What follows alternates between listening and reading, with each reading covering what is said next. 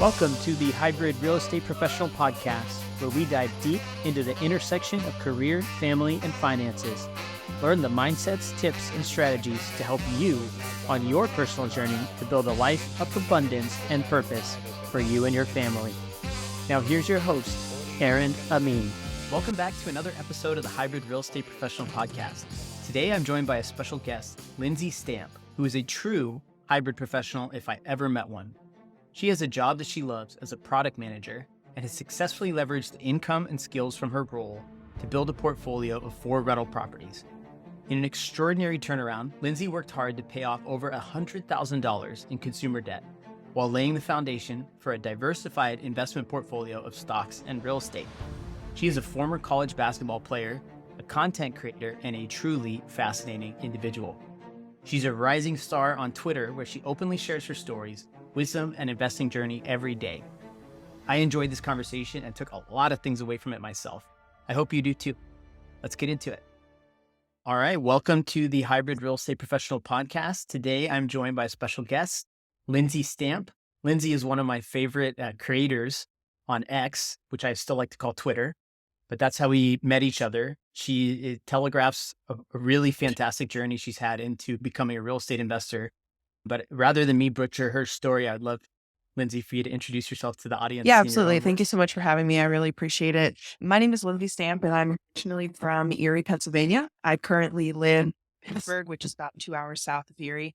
I started out, I think a lot of people do, out of college. I got a job in corporate America, and I started working, and I quickly realized that I wasn't necessarily passionate about the work that I was doing, and I quickly learned that there's more to life than getting up every day and going to a job that you don't necessarily love to get a paycheck to sustain your life. And so I started trying to figure out what I needed to do differently to create a different life for myself. And after a few years, paying off debt, getting my finances in order, got into real estate investing and started off very slow with a single family home, a small home in Erie, and then grew it from there. Property 2, 1 a year, basically, I will say, over 4 years. So we currently have 4. And we take a hybrid approach, like you said, where me and my spouse both work 9 to 5 jobs. We both invest in the stock market, and then we also invest in real estate. So we have a pretty diversified portfolio at this point. That's awesome. Yeah, I have the benefit from having studied through your portfolio on X and watching a couple past interviews. But you've gone through a lot in a relatively short amount of time, right? You openly talk about how you started with over $100,000 in consumer debt prior to laying this foundation. And obviously you are married and you guys are building a life together, but that's quite a big mountain to climb and crest and then come out as well as you guys did. I'm wondering if you could share just a bit about the beginning of that journey when you were starting with, trying to unbury yourself from that and how you went about it. And then, not only conquered it, but created such a solid foundation like that. That's such a fascinating absolutely. journey. And it's been fun. It's been interesting to say the least. I will say that I'll start back around 2015 timeframe. Like I said, when I graduated from college, and when I graduated, I really didn't have tons of debt. I had a very small student loan, but I played basketball in college. My wife played basketball in college on scholarship as well. So we were very blessed in that aspect. And it's not like I took on any debt or anything in college. I was just a regular college kid playing sports and going to class. And then afterwards, when I got a job, it was like the first time in my life that I ever had money. I was 22 years old. I graduated college at 21. A couple months after graduation, I turned 22, and then I started my first job, and I was making $55,000 as a 22-year-old, and I had never had money before, and I really didn't know how to manage money. It wasn't something that was really discussed in my family. My parents made a decent living. We're a middle-class family. My dad was super frugal, so I learned some of the things from him. But I just say I didn't know what I didn't know. And so I made mistakes that I think a lot of people make. So first of all, I bought a brand new Jeep Wrangler that was $60,000 on a $55,000 salary. I bought a house in 2018, a primary home that I went on to house hack with a couple of my friends before I even knew what the term house hacking was. And as soon as I bought that house, I was like, I need furniture. I need a dining room set. I need a living room set. I need a kitchen table. I need a bed. I need all these things that I didn't have. And I just went and bought what I wanted and put it on a credit card, but didn't really think anything of it. I had a 0 interest credit card. So I just thought I'll buy what I want, what I like, and I'll pay it off over the course of the next 12 to 16 months and avoid paying interest. And there were other things too, like taking trips here and there. I remember a time when me and my wife took a trip to the Pacific Northwest, and we went to Seattle and Portland, and we had a blast. We had a great time. But looking back, we couldn't afford it. We put a lot of it on credit cards. We paid it off for months after we got home. And it was just little things that ended up being big things over time. And so eventually I was in a position where I really disliked my job. And I dreaded waking up every day to go to this job.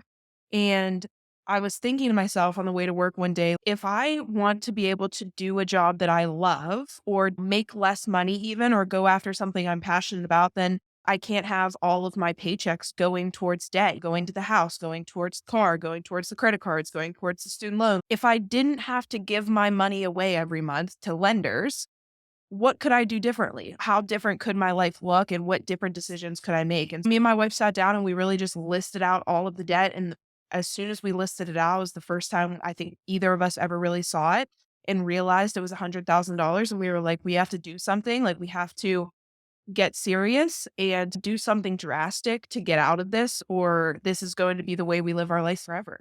I notice now you're very open about talking about money, and not only just money as a concept, but specific dollar amounts. And I can tell based on what you just said, okay, this is the first time we listed it all out and became aware of it. Seems like it was a turning point for you. Once you wrote it all down and added it all up, you saw, hey, this is the impact that these dollars are having on our lives, on our ability to be happy, on our ability to build the life that we want. And it comes through in the way that you write online now, is that, hey, that process of being transparent with money, both internally just for you and your wife, but also externally, it made a huge impact. And so I wonder maybe if you can share a little more about how you were thinking about it before, or maybe it sounds like you weren't thinking about it as much before, but like from that point, what did you do to get out? Because $100,000 is a lot of money. What did you do to get out of that hole and then towards? Yeah, I think it takes like really looking internally and really looking deep down to figure out why we do the things that we do and why we prioritize the things we prioritize and what's really important to us and things like that. And I just remember back then, this is, I don't know, 2018, 2019. At this point, I was making more money. I think I was making 90,000 a year maybe. My wife was doing pretty well. I wasn't still making 55,000. I was making more and I had grown and I had been promoted at my company and things like that.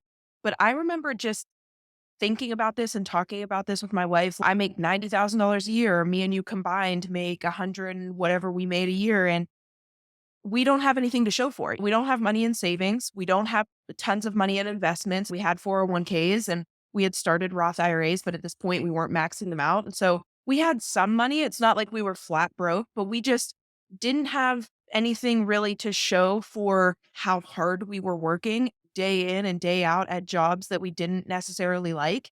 And I just started thinking like, what needs to change so that I do have something to show for the hours that I'm putting in on a daily basis. And so I think that was a big mindset shift for us. Like, we're doing really well. It's not the amount of money that's coming in that's the problem. It's the amount of money that's going out. And I think whenever you're able to really pinpoint what your issues are, like making money and creating income has never been a problem for either of us. We both have college degrees. We're both good employees. We both work very hard. We have strong work ethic. Making money was never the issue, but what we were doing with our money was the issue. And so how we got out of debt was we did the Dave Ramsey debt snowball method. And I've talked about this before. And I think it's interesting kind of the discourse that's online about the snowball method versus the debt avalanche method of, are you going to pay based off of the balance, or are you going to pay based off of the loan or the interest amount on each debt? And really at that point, we needed to see wins. Like, we needed to see debts getting knocked off the list. We needed to build that confidence of, okay, 1 down. All right, 2 down. All right, 3 down. And so for that reason, we did the snowball method. But for anybody who doesn't know what that is, you basically just list your debts from smallest to largest based on the amount of debt. And then you make a minimum payment on every single debt except for the smallest one. And on the smallest debt, you send a minimum payment plus any margin that you have from your budget. So obviously, it's super important to know how much you're spending, how much is coming in, and how much margin you have. And then once you know how much margin you have, then you just deploy that margin to the smallest debt. Then when that one's paid off, then you roll everything into the second debt and the third debt and the fourth. And we just did that. We significantly cut our expenses. We increased our incomes. I was bartending for a little bit, serving. Me and my wife drove DoorDash together. I drove, she ran orders. I worked at GNC. And all the while, I was making good money at my 9 to 5 as well. And I think a lot of people they want to get out of debt, but they don't really want to do what it takes to get out of debt, which is suppressing your ego and being very humble and saying, I got myself in this position. And even though I make 6 figures, that doesn't mean that I don't have to go get another job and cut my spending, which is exactly what we did. That's amazing. So it started with awareness, and then you had to do some introspection, look deep inside, figure out what you wanted to do about it, and then you Yes. attacked it from both sides. So that debt snowball that people can argue all day online about whether that debt avalanche or debt snowball or whatever they want to call it. But I think you hit it on the head where with the debt snowball, you're paying off the smallest balance first, which is a win, right? In your head, it's, hey, I paid off a piece of debt, whether it's a credit card or some other type of loan. Those wins mean a lot, even if mathematically maybe it was smarter to go after one that had a higher interest rate, but it was one of the higher balances, right? But it takes so long to do that, that even if you're maybe saving a little bit on interest, you can lose momentum and motivation because of how long it's taking versus Yeah. stacking those wins, like you said. And so you guys, you became aware, you looked inside, you attacked the income. Sounds like you picked up some extra work on outside of your W-2s, which is no easy thing to do, especially when you're motivated and growing in your career. And then you cut down on your expenses, right? So did you just see that through to until it was all Yeah, pretty clear? much. Is We that how it sold a went? lot of stuff too. So we sold the Jeep and we got a used Honda. We sold the house in Texas that was the house that I said I was house hacking with friends. We sold that house and we had bought that house in 2018 in Dallas. And so when we sold it, it had appreciated nicely. It was like one of those things where I couldn't have timed the market better if I had tried. So we sold that, made some money from that. Other things, we sold furniture, we sold clothes, we sold shoes. So we really went all in on paying off the debt, I'll say. And, you know, I want to hit on something that you said about deciding which method you're going to take for paying off debt.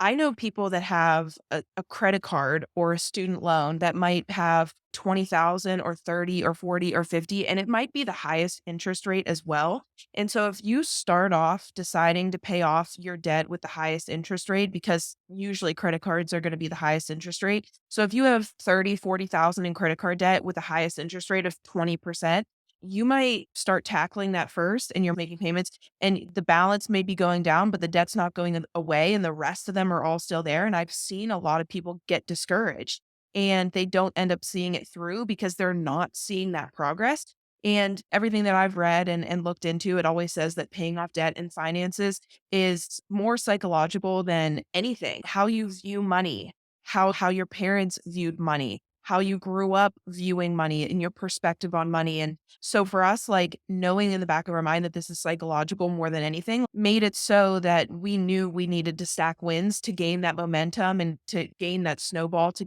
keep going. Because paying off debt, it's not Sure. rocket science. I'm sure people do things in their life that are 10 times harder than paying off debt. Paying off debt comes down to not taking on any more debt and sending your excess money monthly to the debt quickly to pay it off. It's not some complex thing, but I think people make it harder than it needs to be because their psychology around money makes it. Such a good point. And yeah, I think psychology and money, I have the psychology and money book sitting right above me here, but it's such an important part of finance, whether it's personal finance or investing or anything, because we have to pick plans that we can stick to. And it's so easy to get discouraged. It's so easy to be short sighted.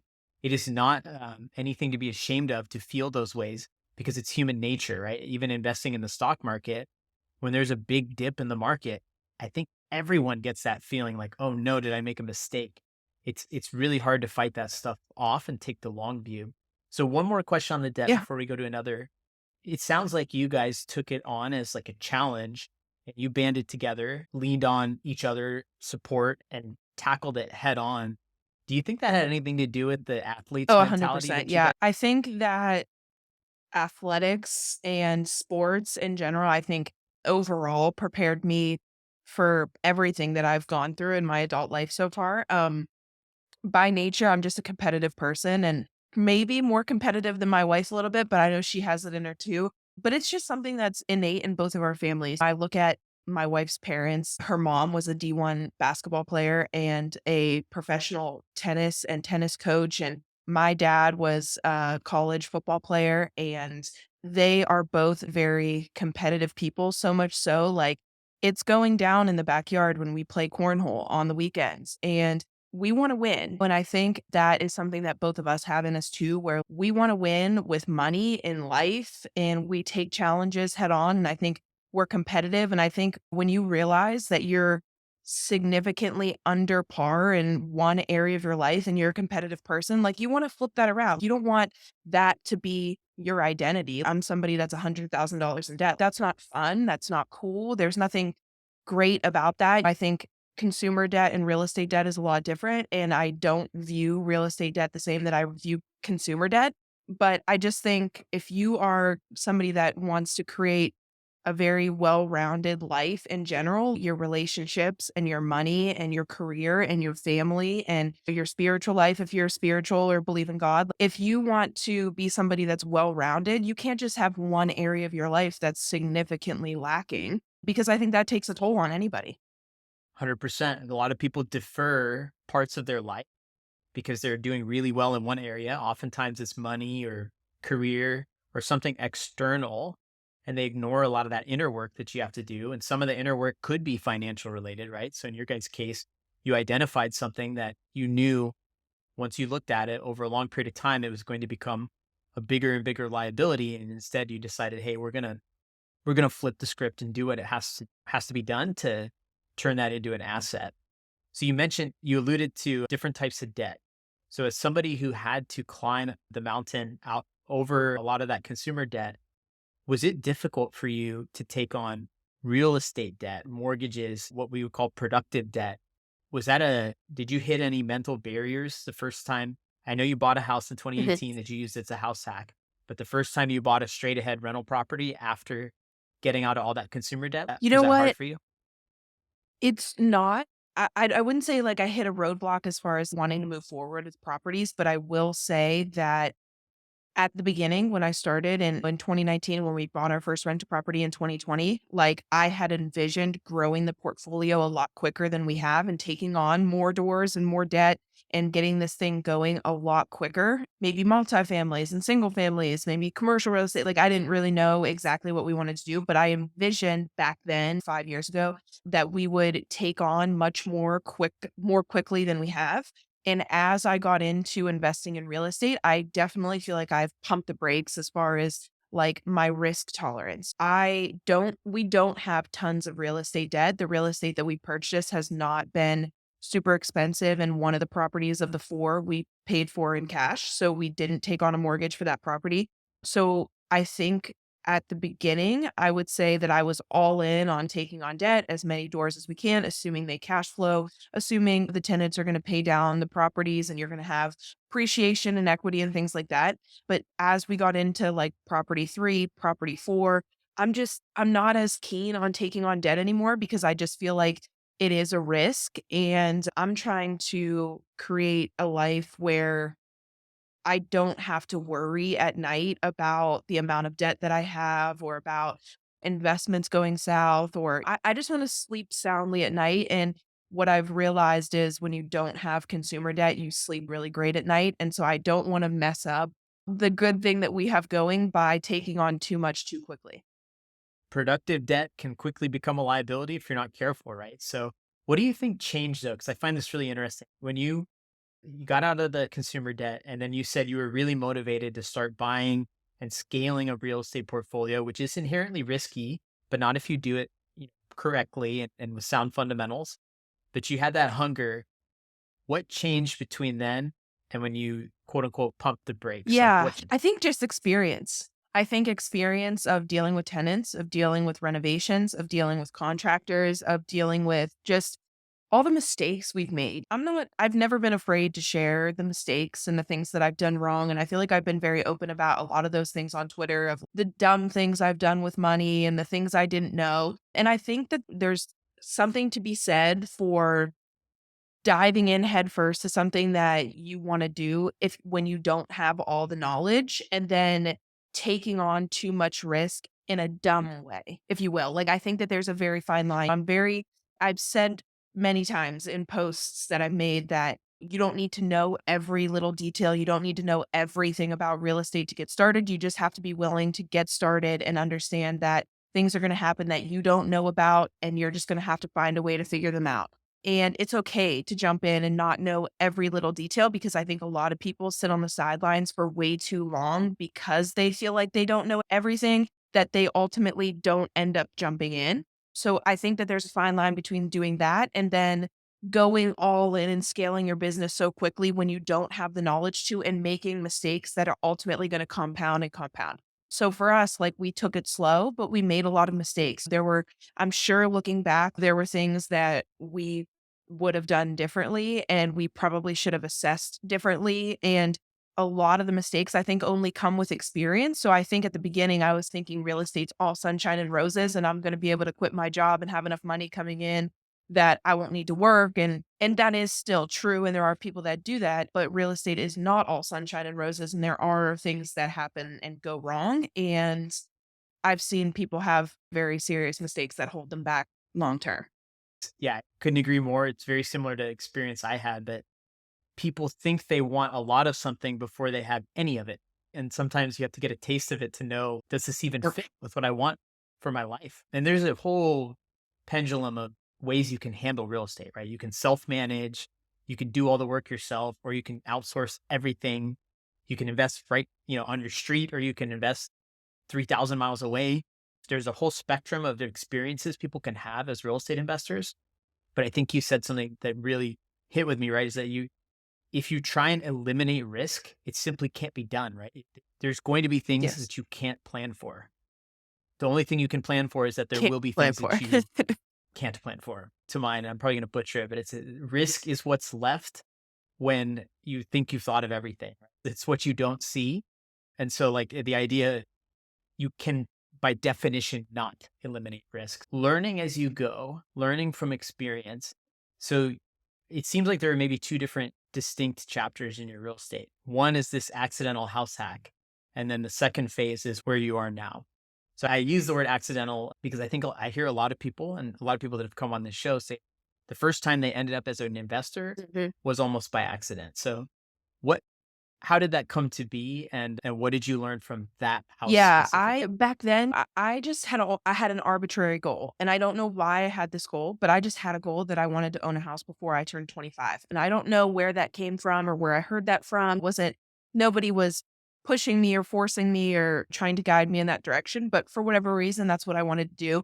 And I was 24 years old and I was living in Dallas and I was really enjoying it and I saw myself living there longer term. And so I started looking at homes, and even, like, looking back, I had some money to put down on a home, but it wasn't like I didn't have 20% down payment or anything like that. And I remember talking about on Twitter how I took out a 401k loan to assist with a down payment on my first house. Like, I did that. I didn't have enough money for a down payment, but I had some money, and so I took out a 401k loan to add to it, and I just wanted to be a homeowner really bad, and I really don't know why, but I started looking at homes all over Dallas, and I had put in offers probably on 10 homes, and I kept getting outbid.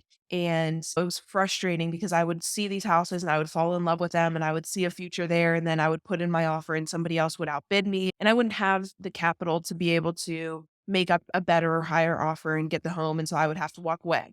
And so it was a very like tedious process over the course of a couple of months of this back and forth. And then I came across this home and I fell in love with it. It was like the perfect home. And I put in my offer and there was 10 other offers. And so total of 11 offers, and the owner came back and said, everybody put in your best and final offer. And I remember increasing my offer by a couple thousand, but it wasn't anything significant. But I wrote the homeowner a letter and I basically just told her like about myself, like I'm a single girl living in Dallas and I love this home and I see myself living here long term. And I don't remember exactly what was on the note, but Come to find out a day or 2 later, like, the note really resonated with her, and she had bought the home, like, 10 years prior when she was a single woman before she was married, and she really just like, it hit her as she was in the same position that I was in when she bought it, and even though my offer wasn't the best offer, she took my offer, and that was really cool for me, and I think it really showed me at the time that, like, in business and when you're doing business, whether you're buying homes, you're doing other types of business, like the people on the other end of the transaction are humans. Like they are other people who have other life experiences who you can relate with and they can relate to you. And I think like that showed me so much at a young age that like it's more than just money. But I bought the house and I posted this the other day. It was I was making 65,000, I think 69,000, something like that at my job. And I was single at the time. And this mortgage was 1650 a month. And I could afford it, but it was tight.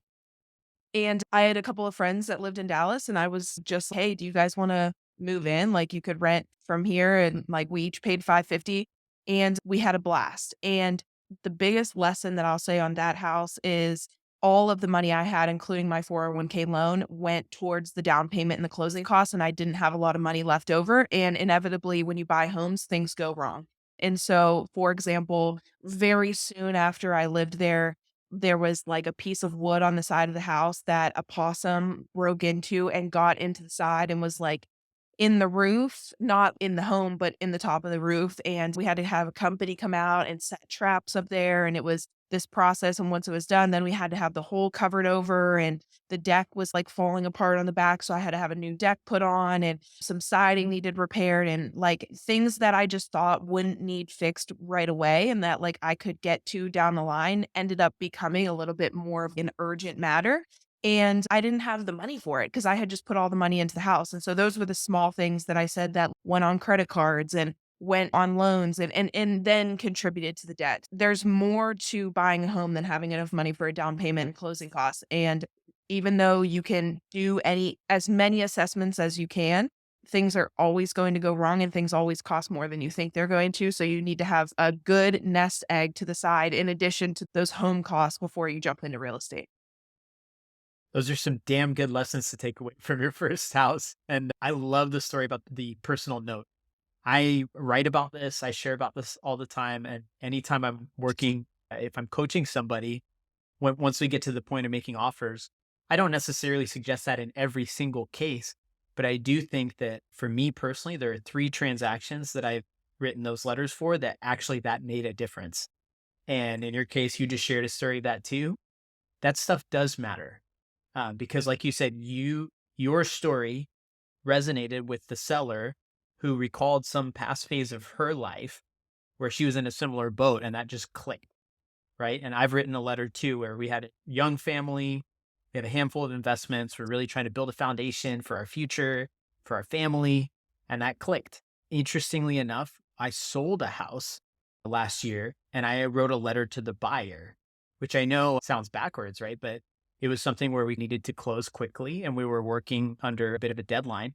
So you never want to be in that position. First of all, you never want to be the motivated person that's got to get out quickly, but even the letter works in reverse. I'm a big fan of those personalizations because I think, yeah, it's not just a faceless transaction. It's one human transacting with another and they each have things they care about and you never know. So between that and the reserves and the 401k loan, even though it might have cost you some extra money you weren't planning for, the educational value you got from that experience is probably worth a lot more than whatever it cost you. No, Correct me if you feel differently, but yeah, that's what I no, see from the all of the outside. mistakes I think in real estate, like the lessons that I learned far outweighed the money that I put in. And at the end of the day, there's more money to be made. None of the mistakes have been catastrophic or have significantly affected my life, my family, or anything like that. It's all a learning experience. Yeah, definitely. Okay, so now it was 2020 when you said you started buying rentals, like explicitly, Yes. intentionally buying rentals. So what was the start Yeah, of it that was journey like? interesting. So we bought our first one in November of 2020. And as obviously the pandemic started in March of that year, and I think everybody was like at their wits' end. And I think a lot of people were hesitant to get into real estate or to buy stocks and real estate in general, just because it was very uncertain, which I completely understand. And looking back, sometimes I commend us for being willing to go forward with it, knowing that the future was uncertain, but we did so in a way that made it the least risky as possible, I'll say. So at the time, after we sold the house in Texas, we moved to Colorado for a couple of years. We knew that we wanted to get into real estate. And we knew that the real estate in Denver was super expensive. It's totally different, Denver real estate compared to, Northwest Pennsylvania. We started looking at homes in Denver and we were realizing like the 2 or 3 bedroom, 1 bathroom homes are 450 to 750, and we don't have that kind of money to get into real estate, and we felt like it was a risk to get into real estate and having a large mortgage because we didn't know how long like renovations would take or how long it would take to get a tenant in there, and we were already paying a high cost of living in Denver at the apartment that we were renting, that we were concerned about having to pay rent and a mortgage at the house when you are in those a turnover situation, or like just in limbo. You just bought the house, but you haven't rented it yet. We really put in a lot of thought and we came to the conclusion of like, it makes sense to buy real estate in Pennsylvania where you can buy houses for $100,000. Sometimes you can buy houses for less than $100,000. And you can buy a house where the mortgage payment is a car payment, or the mortgage payment is a couple $100. Whereas if you don't have a tenant for 3 months, it's not the end of the world because we can afford it on our salaries to pay rent and pay the mortgage. And so we created that situation to make it so that we don't know what we're doing. And if things go wrong, it's going to be okay.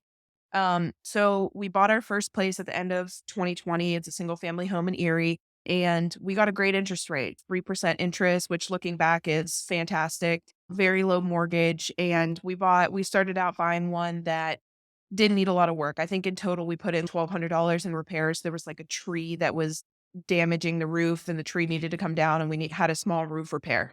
Other than that, like it was in perfectly fine condition, which was a great start.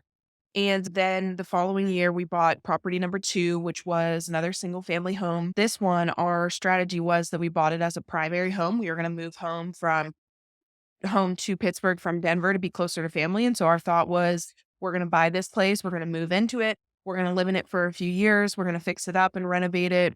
And then we'll eventually move out and make it a rental. So this was the one that we made mistakes, learned a lot. This was the headache of all the properties that we now own, just because it was a full gut. And I would never recommend somebody who doesn't have real estate experience to take on a full gut. And looking back, it probably was a mistake, even though it did work out. Um, but we ended up putting $75,000 into this house. It needed a new roof, plumbing, electric, walls knocked down, drywall, flooring. Everything is brand new. It's a completely brand new house from top to bottom. Today it's beautiful. And like I said, I don't regret it, but it was very stressful. It was a stressful experience.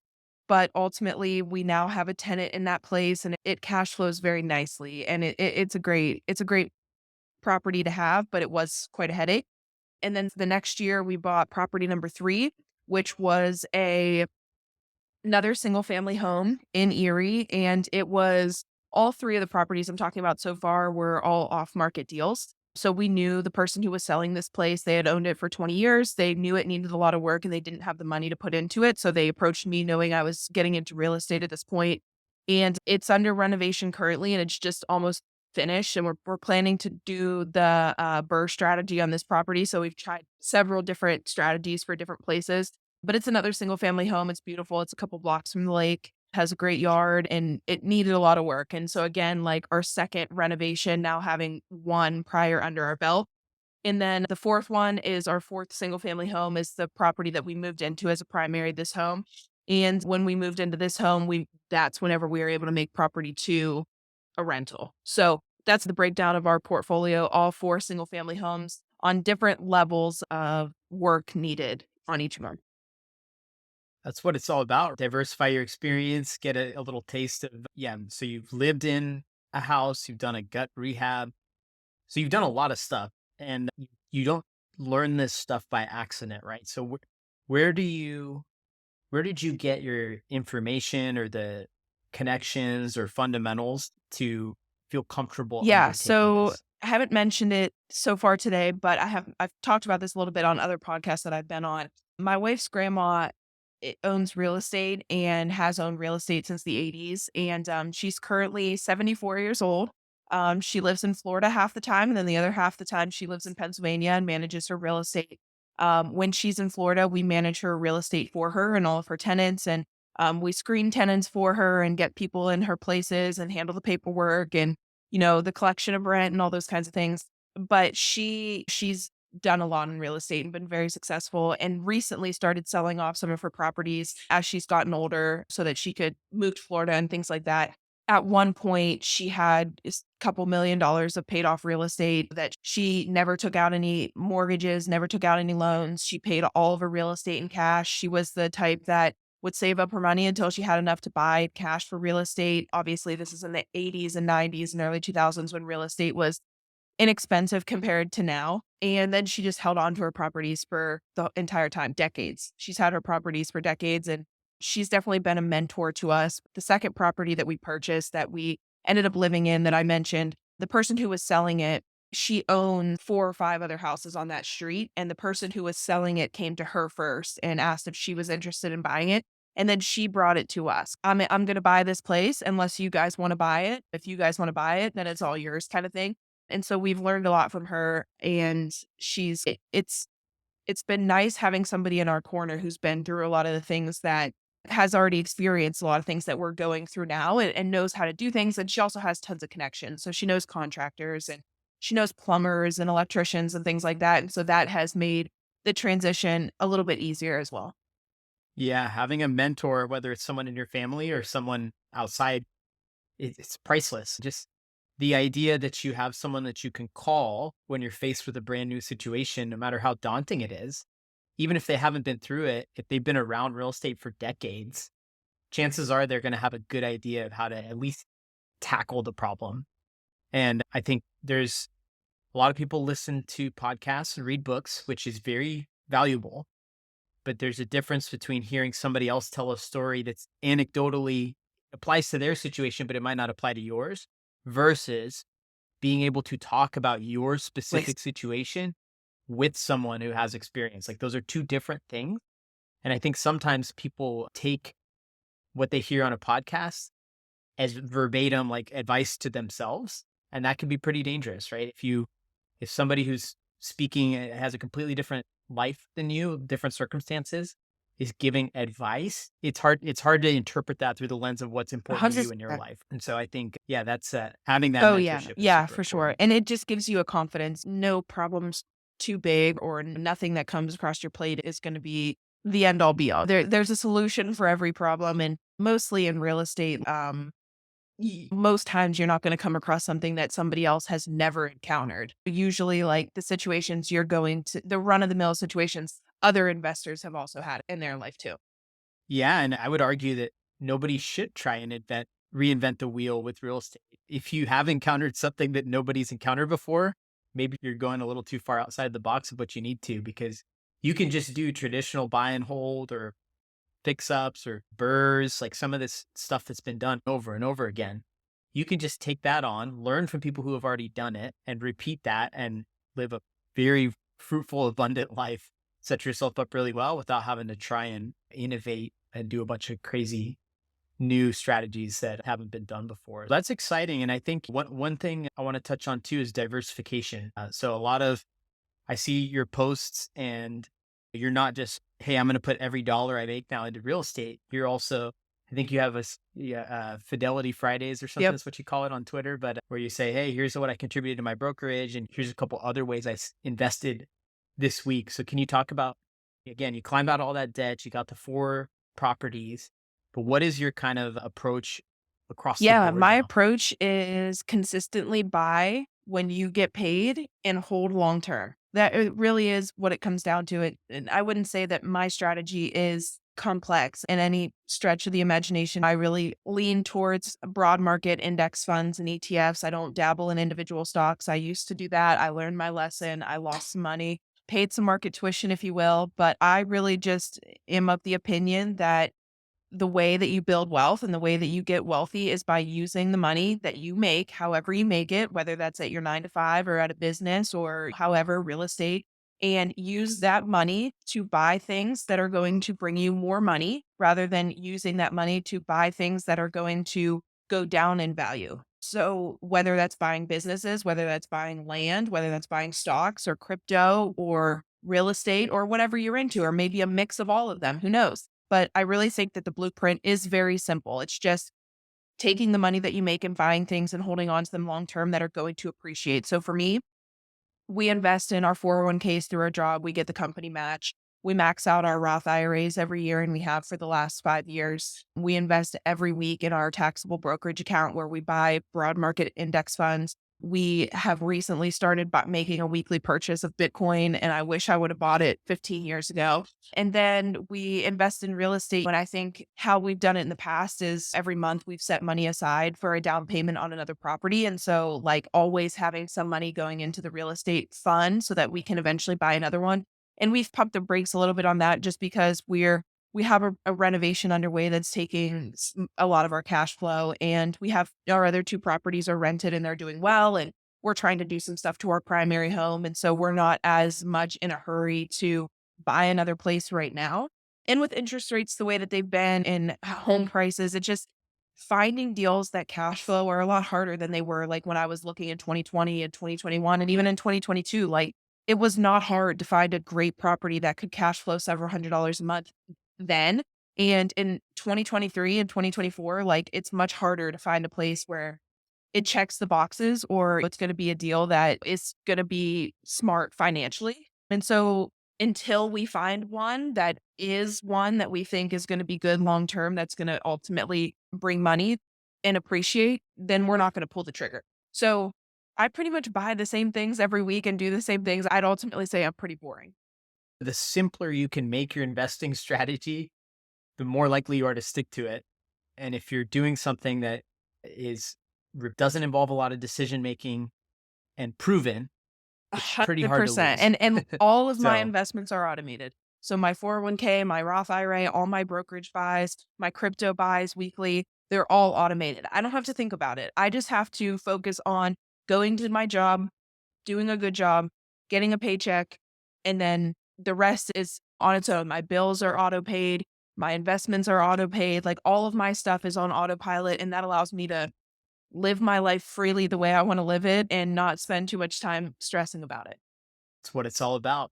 I want to hit one more topic, which is content. So you are one of my favorite recent content creators that I've stumbled across, and you do an amazing job of telling stories, sharing your journey, engaging, and your account has a lot to show for it, right? You're gaining a lot of followers, you get great engagement online because I think you're very honest about your experience. So what is compelling you to post online and what are you hoping to see that time that you're Yeah, spending doing that? it's a good question and something that I frequently ask myself, like, why really am I doing this? Like, why am I putting in the time that I'm putting in to write content and to post and to engage with other people? Deep down, why am I doing it? And I think it always brings me back to the the fact of the matter is that I don't have a lot of people in my real life who are interested in real estate and interested in stock investing and interested in financial freedom. And I don't have a lot of people to talk about that with in my day-to-day life. My wife is very much on board and she loves it too. As far as I would say maybe I have one or two other friends who I can talk to about it. Otherwise, I don't and don't have a lot of family that is interested in it either. And so I found myself wanting to be around other people who had a same passion for real estate and investing that I did so that I had somebody to talk to about it. And then secondly, I think I have an interesting perspective. I think that I've had some interesting life experiences, things that have happened to me and things that I have happened because of my own bad, good decisions, I guess you could say. And I think that there's people out there that need to hear what it is that I've been through so that hopefully they can avoid making the same mistakes and or can find a way to get out of the mistakes that I've also been in because people hit me up all the time asking me about how to pay off debt, if I'll share with them my budget template, how to start investing, where should this is their situation, how do they start? And I'm not a financial advisor, I'm not certified, and I don't give any advice on what stocks you should buy in your portfolio or anything like that, but I can tell you how to pay off debt and how to look at your overall financial picture. And if you're somebody that needs to be making more, or if you're making enough, but you have bad spending habits and things like that. And lately, I've just been feeling like one of my God-given assignments is to teach people about finance and to help people with their finances. And I think that I have a passion for it. And I think some people need to hear it. And my welcoming on Twitter has been amazing. And so it's fun when people appreciate the things that you put out and people engage with it and enjoy reading your content. That makes it easier to write. But I also frequently will take a step back and ask myself, am I putting too much time and effort into social media? Very slow, but I think altruism does exist. There's a lot of people that want to share their story so that other people can draw inspiration from it and potentially avoid the mistakes that they made.